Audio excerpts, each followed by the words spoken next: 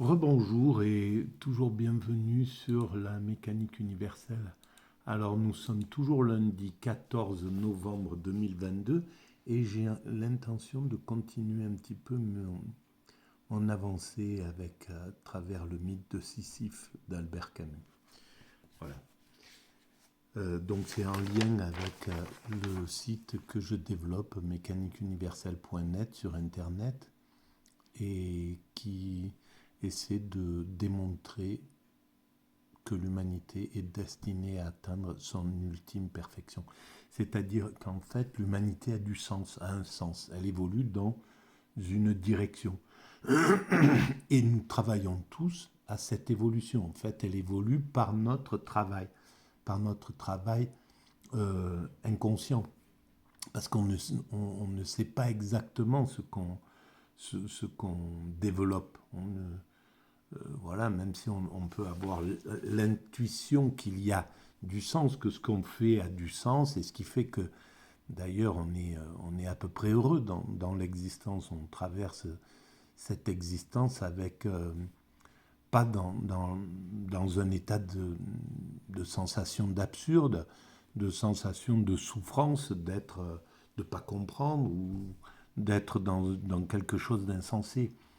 Il y a quelque chose en nous qui croit en quelque chose, même si on n'a pas la vision de ce qu'on est en train de construire. Alors voilà, pour resituer quand même le mythe de Sisyphe, je suis allé un petit peu regarder ce que c'était ce mythe-là et pourquoi Sisyphe était condamné à cette absurdité de monter un rocher et puis qui redescende et le remonter perpétuellement, en fait, d'agir de façon de travailler à quelque chose qui n'a pas de sens finalement. Et en fait, c'est un châtiment que les dieux, parce que il faut bien resituer aussi le moment, c'est à l'époque polythéiste, ça se resitue dans le polythéisme, à l'époque des mythes, à l'époque où les dieux ne donnaient pas réellement du sens, parce qu'ils se comportaient très mal. Ils pouvaient, voilà. Sisyphe a été condamné par Zeus parce qu'il a dénoncé le fait qu'il ait kidnappé une fille de comment il s'appelle déjà, euh, une fille de bon, où est-ce que je l'ai noté pourtant quelque part. Voilà, Asopos, de Asopos. Donc, il s'est mêlé de cette chose-là, mais et d'ailleurs, il fait un acte qui est pas, qui serait un acte bon, un acte bien en fait, hein, dans le sens, parce que Zeus se comporte, et c'est d'ailleurs la curiosité de ces dieux pré-dieux sans X, pré-grandes religions, à partir du moment où les grandes religions apparaissent, donc après les mythes, le Dieu devient une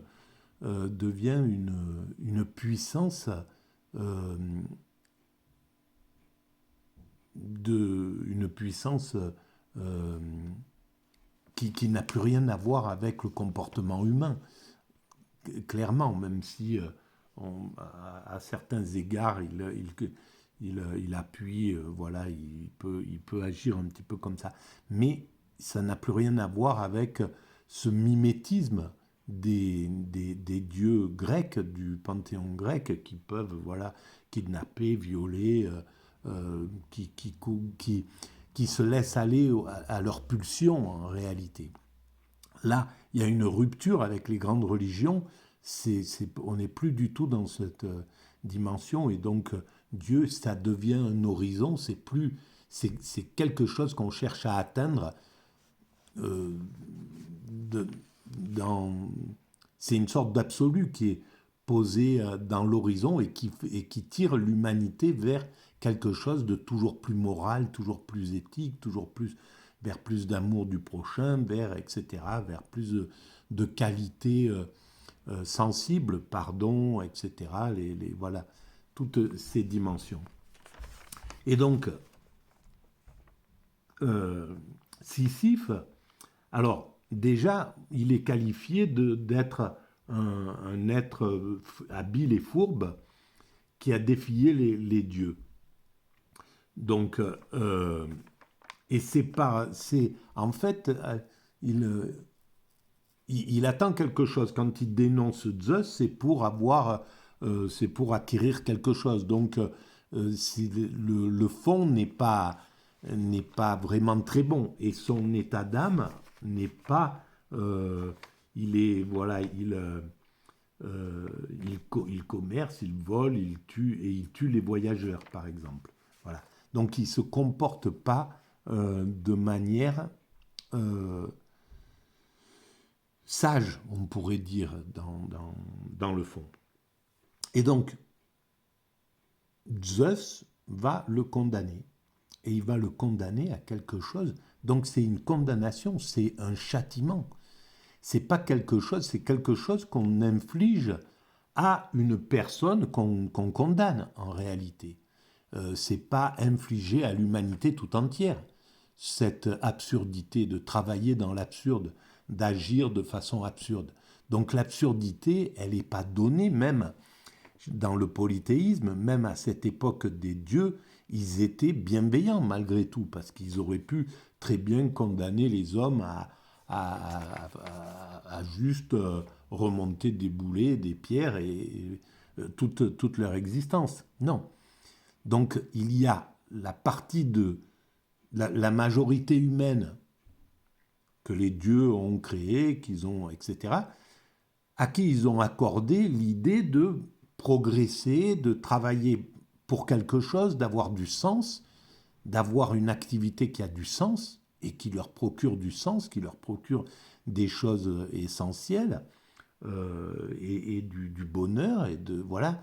Et c'est d'ailleurs ce qui se passe. Le travail, on n'est pas décisif hein, dans l'humanité. On a tous le sentiment de travailler pour quelque chose. Et c'est un peu tout nouveau depuis les excès du capitalisme où à quelques endroits, des êtres humains doivent travailler de façon insensée, sans savoir ce qu'ils font, sans comprendre ce qu'ils réalisent, etc. Et on voit les ravages que ça fait, on voit le problème que ça induit. Voilà. Donc, en fait, c'est une punition de cet état. Ce qui veut dire que l'idée que le monde serait absurde, c'est quelque chose d'extravagant en fait. Ça concerne que quelques personnes dans l'humanité qui pensent comme ça. Et c'est supportable d'ailleurs que si on a une vie à peu près agréable à vivre. Si dans notre existence on a des satisfactions, si on reçoit des éloges, si on reçoit de l'amour, si on reçoit de l'argent, si on reçoit, voilà, si on est à peu près bien, on peut penser que ce qu'on fait, que le monde est absurde. Mais si on souffre, si on souffre et qu'on n'a en plus pas le sens de ses actions, de sa vie, si on ne trouvait pas le sens de son existence, alors là, ça serait catastrophique en fait. Donc, c'est le sens ou le côté absurde de l'existence, il concerne, à mon sens, que quelques individus dans l'humanité. Et, et voilà, donc je continue, je vais lire et puis je vais éventuellement digresser. Bon, bref, je lis très mal et je pense, et c'est pas très bien coordonné tout ce que je veux dire. Je ne suis pas content de moi, mais bon, voilà. Allez, j'y vais. Mais s'il est difficile de fixer, donc je reprends la lecture où il en était. S'il est difficile de fixer l'instant précis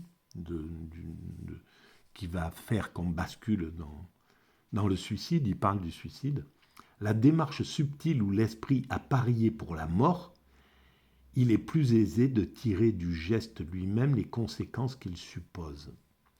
Alors évidemment, on est je pense que pour la plus, il faudrait, je n'ai pas étudié les cas de suicide, pourquoi la majorité se suicide pour telle ou telle raison, etc. Donc c'est quelque chose de très intuitif.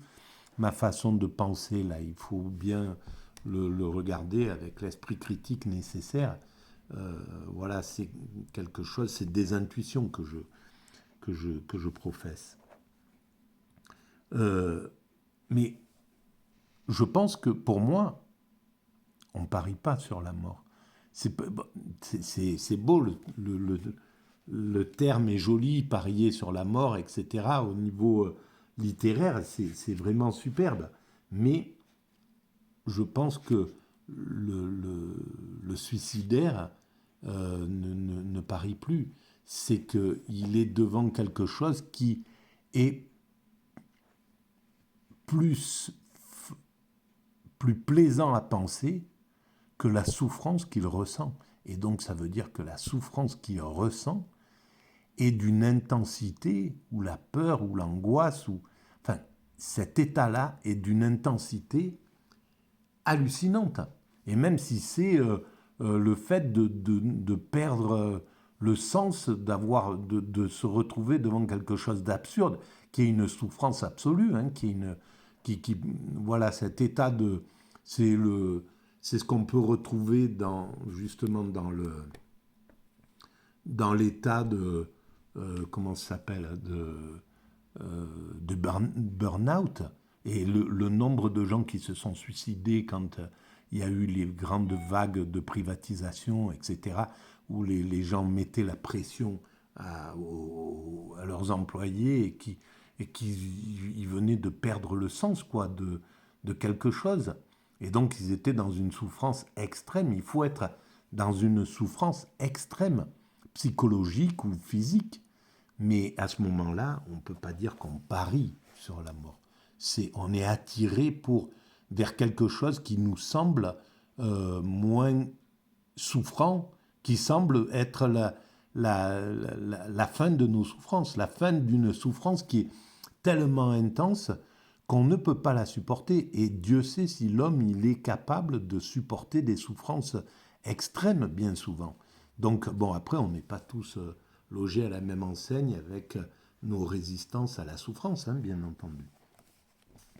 Je continue. Il est plus aisé de tirer du geste lui-même les conséquences qu'il suppose. Se tuer dans un sens est comme au mélodrame, c'est avouer. C'est avouer qu'on est dépassé par la vie ou qu'on ne la comprend pas. N'allons pas trop loin, cependant, dans ces analogies et revenons aux mots courants. Oui, alors qu'on ne la comprend pas, qu'on ne comprend pas son sens. Mais ce n'est pas obligatoirement ça, d'ailleurs. Parce qu'on peut comprendre que la vie a du sens et la souffrance est tellement intense qu'on veut s'en aller de cette souffrance tout en comprenant qu'il y a du sens et que la vie a du sens. C'est seulement avouer que cela ne vaut pas la peine. Et là, ça ne me parle pas, cette chose-là, comme ça. C'est vraiment pour... ça ne vaut pas la peine. C'est vraiment le désespoir du nihiliste, quoi. Là, oui, d'accord, mais c'est une souffrance.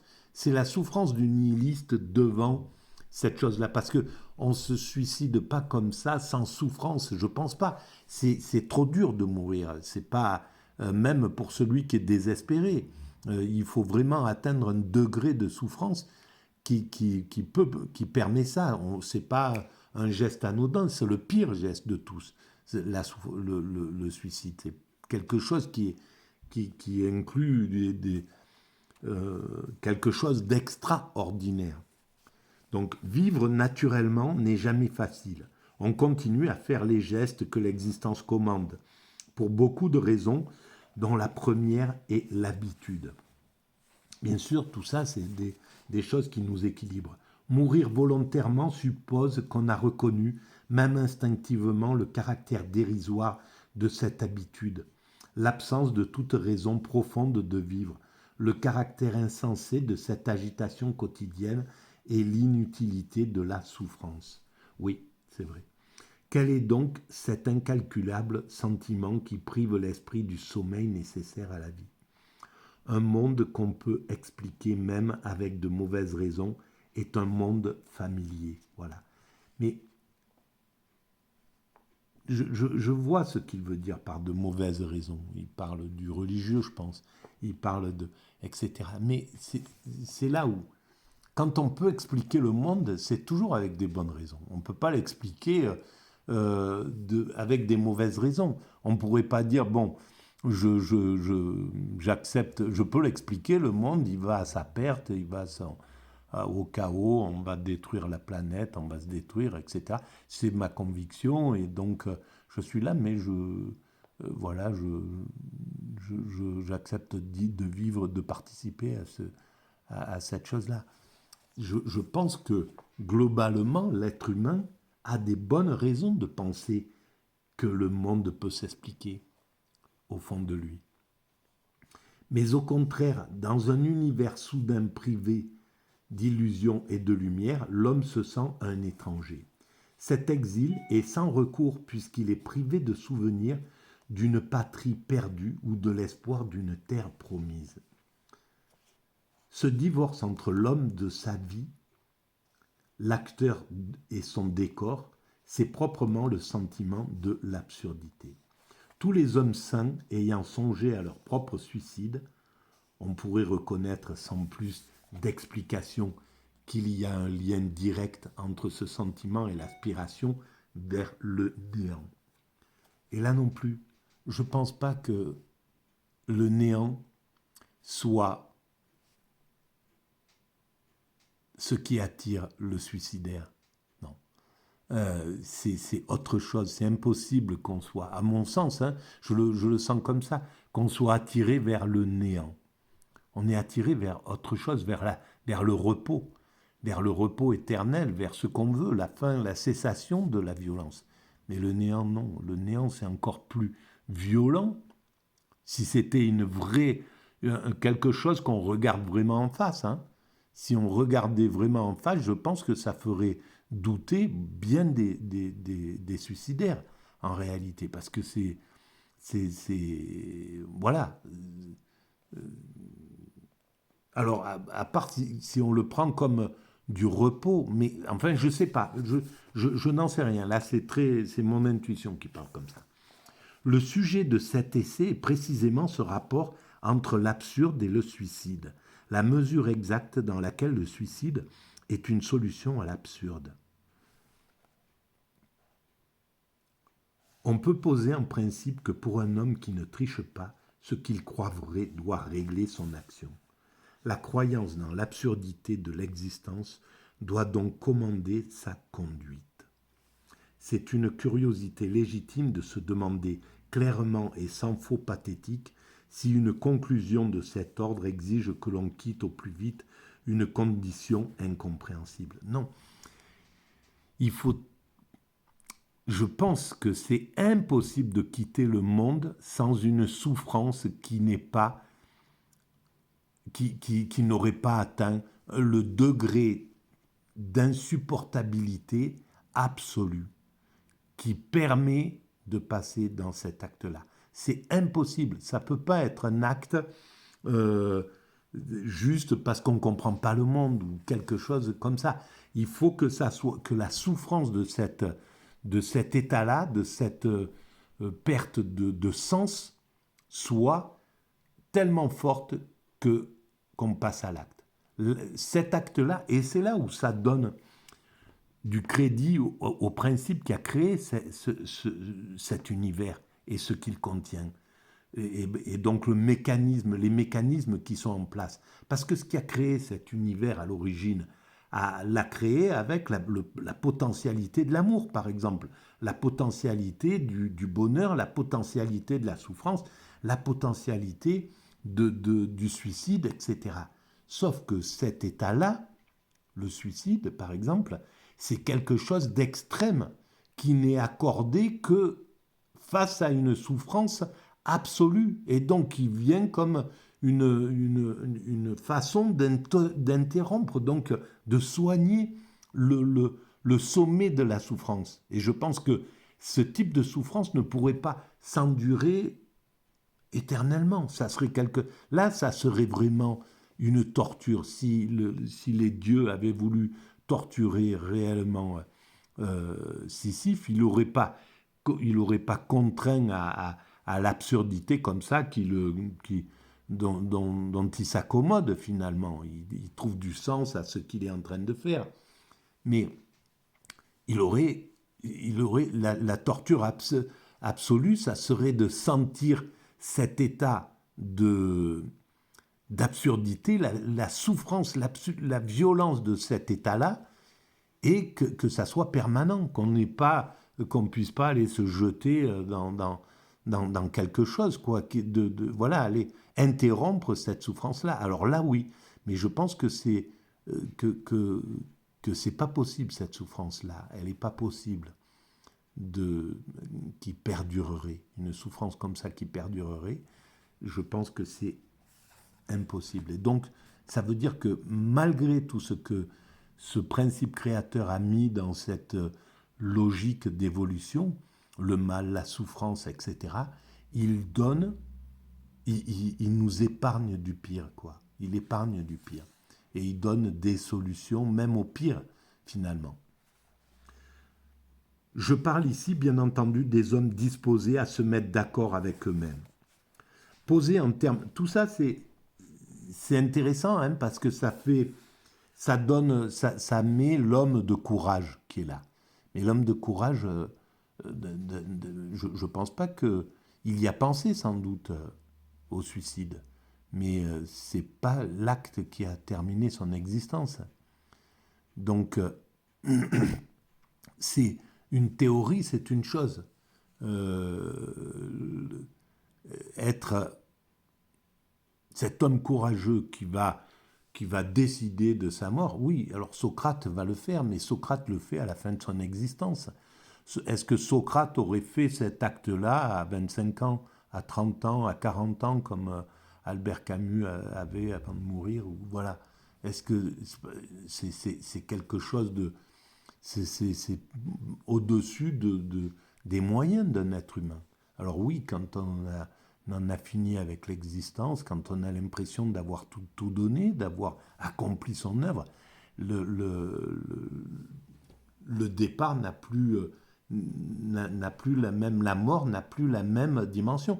Et c'est pas pour rien que ça vient, que l'évolution de l'humanité est ainsi faite, qu'on meurt normalement âgé. Si tout va bien, si on respecte le système de la vie, et si la vie veut bien nous accorder ça, et normalement, si on vit dans un monde idéal qui nous met pas de stress, qui nous violente pas, qui serait hyper bienveillant, eh ben le corps qui nous nourrirait comme il faut, qui ferait notre corps se vivrait comme chez les primates naturels. Il ne meurt pas de maladie, ou très peu. C'est pas, voilà, il meurt, il mourrait à un âge logique de vieillesse. Et donc nous, on devrait en être à ce degré-là si on avait une société qui nous épargnait.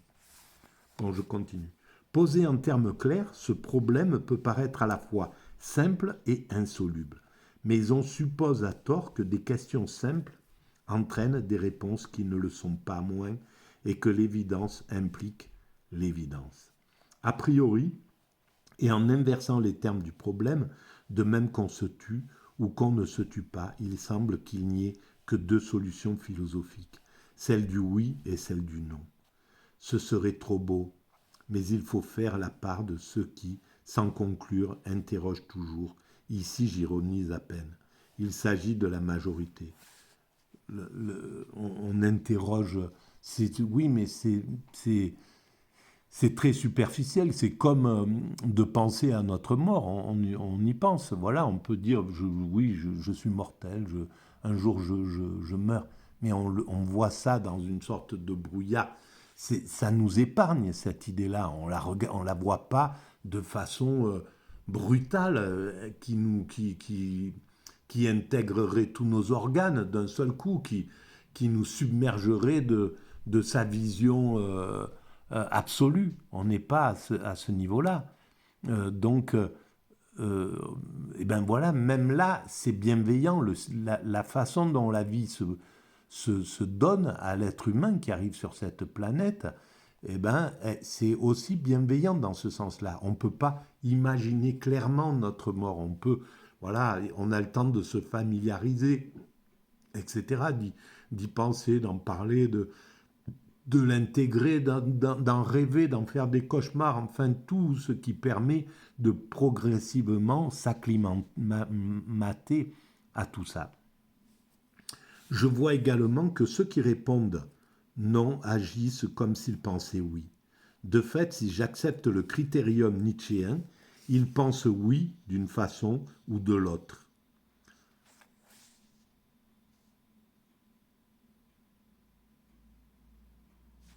Au contraire, ceux qui se suicident, ils arrivent souvent qu'ils étaient assurés du sens de la vie. Ces contradictions sont constantes. On peut même dire qu'elles n'ont jamais été aussi vives que sur ce point où la logique au contraire paraît si désirable. C'est un lien commun de comparer les théories philosophiques et la conduite de ceux qui les professent.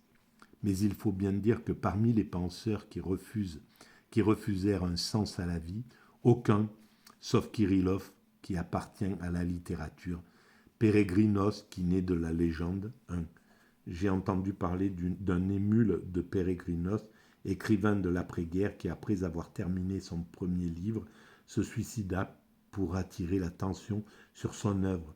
L'attention, en effet, fut attirée, mais le livre jugé mauvais. Voilà, mais lui, effectivement, il se suicide pour des raisons qui ne s'arrêtent pas à cette chose aussi superficielle. Évidemment qu'il y a ça, mais il y a un terrain, il y a quelque chose de... Il y a il y a quelque chose de profond derrière, bien plus fort que ça.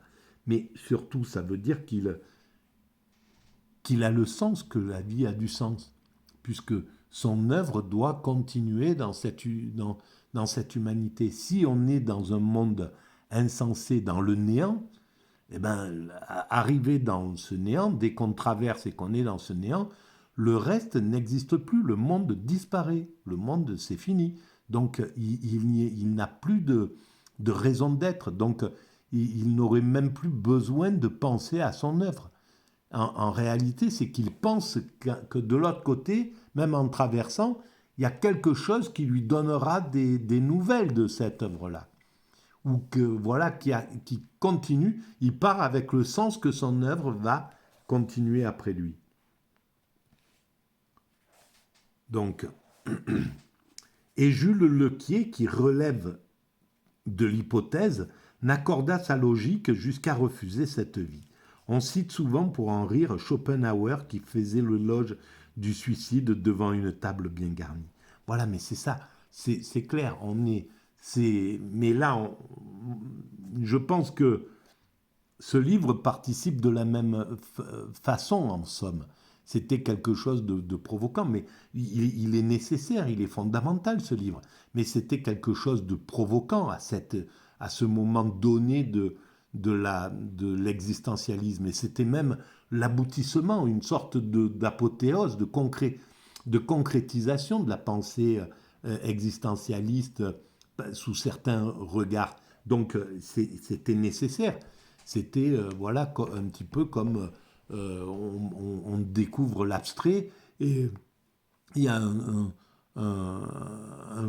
peintre qui vient et qui fait un carré blanc sur fond blanc pour, voilà, pour bloquer le truc, pour dire plus personne n'ira plus loin que ça, c'est pas possible. Voilà, et effectivement, il y a des gens qui vont plus loin que ça. Ça a été dépassé. Et là, c'est pareil avec cet ouvrage. Il a eu, il est important et il a été important à l'époque de l'existentialisme, mais il sera dépassé. Son point de vue sera dépassé. Je pense, j'en sais rien jusqu'à présent, hein, par rapport à ce que je lis jusqu'à présent. Après, je ne sais pas où il avance dans, dans son analyse. Il n'y a point là matière à plaisanterie. Cette façon de ne pas prendre le tragique au sérieux n'est pas si grave, mais elle finit par juger son homme. Ouais, mais il est dur à prendre au sérieux ce tragique. Pour tout le monde, même pour les très grands courageux, chose qui était Camus, un vrai courageux. Il l'a montré à plein de titres, mais c'est compliqué, c'est très compliqué de prendre le tragique au sérieux. Devant ces contradictions et ces obscurités, faut-il donc croire qu'il n'y a aucun rapport entre l'opinion qu'on peut avoir sur la vie et le geste qu'on fait pour la quitter? N'exagérons rien dans ce sens. Dans l'attachement d'un homme à sa vie, il y a quelque chose de plus fort que toutes les misères du monde, sauf celle qui conduit au suicide. C'est de moi ça. Le jugement du corps vaut bien celui de l'esprit et le corps recule devant l'anéantissement. Exactement, bien sûr. Nous prenons l'habitude de vivre avant d'acquérir celle de penser. Dans cette course, oui, c'est-à-dire que l'instinct de vie nous est donné à la naissance, nous est donné en naissant. Dans cette course qui nous précipite tous les jours un peu plus vers la mort, le corps garde cette avance irréparable. Enfin, l'essentiel de cette contradiction réside dans ce que j'appellerais l'esquive, parce qu'elle est à la fois moins et plus que le divertissement au sens pascalien. L'esquive mortelle qui fait le troisième thème de cet essai, c'est l'espoir, espoir d'une autre vie qu'il faut mériter, ou tricherie de ceux qui vivent non pour la vie elle-même, mais pour quelques grandes idées qui la dépassent, la subliment, lui donnent un sens et la trahit. Non, voilà, c'est pas de la tricherie. C'est là où je rentre en contradiction. Et c'est pas espoir d'une autre vie qu'il faut mériter, c'est pas se faire son paradis pour soi égoïste et jubiler et jouir de cet état-là. Ça, c'est à la portée de tout égoïste, de tout système qui privilégie sa personne sur le reste de l'humanité. Mais les autres, c'est pas une tricherie de ceux qui vivent non pour la vie elle-même, mais pour quelques grandes idées qui les dépassent. C'est pas une tricherie de donner sa vie pour quelque chose qui nous dépasse. C'est ce qu'a fait Vincent Van Gogh, c'est ce qu'a fait, j'en sais rien moi, c'est ce qu'a fait Gandhi, c'est ce qu'a fait Martin Luther King, c'est ce que font tous les ascètes, les grands spirituels qui donnent leur existence entière à la spiritualité. Je parle ceux qui vont, brimer leurs pulsions, ne pas se désintéresser de tout ce qui fait justement cette autre vie qu'il faut mériter, les honneurs, le plaisir, le pouvoir, les trucs, tout ce qui fait qu'on lutte dans cette vie pour acquérir quelque chose qui est de l'ordre de ce que nous donnent les valeurs de l'humanité, de ce que transmettent les valeurs de l'humanité. Mais qui sont... voilà. Donc...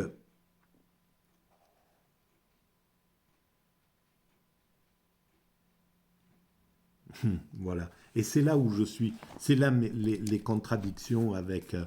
Il y a du mépris vis-à-vis de ceux qui ils pensent que c'est une tricherie.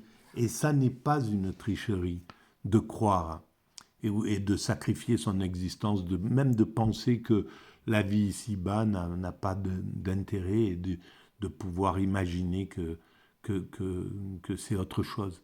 Évidemment, il y a ces excès derrière ça. Il y a des gens qui commettent des crimes à ce en s'appuyant sur ce type d'idée. Moi, je ne parle pas de ça. Je ne parle pas de ce genre de comportement. Je parle de ceux qui pensent que travailler pour l'humanité, pour le bien de l'humanité, mérite d'y sacrifier son existence. Voilà. Et le peintre qui a Kossuth, non pas Kossuth, mince, le peintre qui a le plus, pour moi, et qui était un génie, et malheureusement, il habitait pas très loin d'ici, et j'ai pas osé aller le rencontrer quand il était encore vivant. C'est Opalka, voilà. Le peintre Opalka, qui passe sa vie à écrire des chiffres sur une, sur une toile blanc, d'abord noire sur fond blanc. Il écrit en noir sur fond blanc, 1, 2, 3, 4, et des toiles de 1 mètre sur 1 environ. Et il passe ses journées à faire ça. Il travaille 8 heures par jour en tant qu'artiste peintre. Et progressivement, chaque année, il met un peu plus de blanc dans le noir. Et parce il pense que, voilà, il sait qu'un homme, son espérance de vie, c'est 78 ans, ou je ne sais plus combien à l'époque. Et donc, il a analysé toute la déclinaison de ce blanc, de ce gris qui va vers le blanc, qui finit dans le blanc quand il aura 78 ans. Et donc, il écrira blanc sur blanc et il aura atteint la lumière, la sagesse quand on y réfléchit. Et donc, il démontre que l'œuvre d'art, le fait de se réclamer artiste, même si c'est 8 heures par jour qu'il grille, parce il pourrait jouir de la vie, il pourrait, je ne sais pas, faire des gueuletons, faire aller au truc, surtout qu'il devient riche à un certain moment, et donc, et il ne déroge pas de ça. Voilà, là, il démontre que le sens de la vie est plus fort que tout. Et le sens de la vie pour l'humanité. Parce qu'il ne travaille pas pour lui, là. Il travaille pour l'évolution de l'art. Et Camus faisait la même chose, sauf que il n'arrive pas à sortir de lui-même. Et c'est là où il se rapproche, à mon sens, d'un Picasso, qui n'est pas capable de sortir de ses pulsions, de ses passions, de son égoïsme, en somme. Parce que même s'il a des amis, il a tout un tas de trucs, mais il n'arrive pas à quitter ses pulsions pour aller vers la sagesse. C'est pas possible pour lui d'évoluer vers la sagesse. Je parle de Picasso.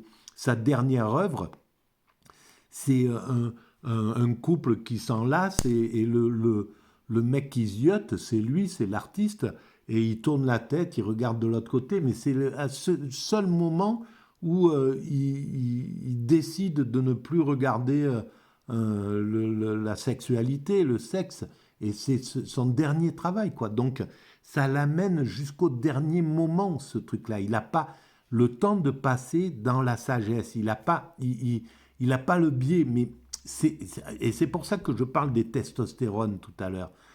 En fait, on n'est pas responsable de son degré de testostérone qui nous empêche de penser le sens de l'humanité, de penser la sagesse, de penser le sublime, de penser ces choses-là. Et je pense que Camus avait ce même problème-là. Voilà, c'est pas un problème d'ailleurs, parce que le problème c'est de ne pas avoir ça, hein, d'avoir des chutes de testostérone, c'est peut-être ça le problème. C'est beaucoup plus humain comment il était, Camus, que quelqu'un qui décide de devenir un ange, un bisounours, il n'y a pas de souci là-dessus. Mais ça empêche aussi une pensée transcendantale, ça empêche la vision métaphysique, ça empêche quelque chose qu'on peut retrouver chez un Lévinas, par contre, qui lui a cette vision spirituelle. On va le retrouver chez des philosophes comme ça, qui seront pas encombrés par par leur passion et par cette chose-là. Voilà. Alors peut-être que c'est à vérifier, hein, tout ce que je dis. C'est des idées comme ça, c'est mais voilà, peut-être que ça apportera quelque chose à la compréhension, au débat, voilà, comme ils disent. Bon, en tout cas, je vous remercie de votre écoute. À très bientôt. Merci. N'hésitez pas à mettre des points si vous des pouces si vous trouvez que c'est intéressant et que ça mérite d'être écouté par d'autres personnes ou à le diffuser.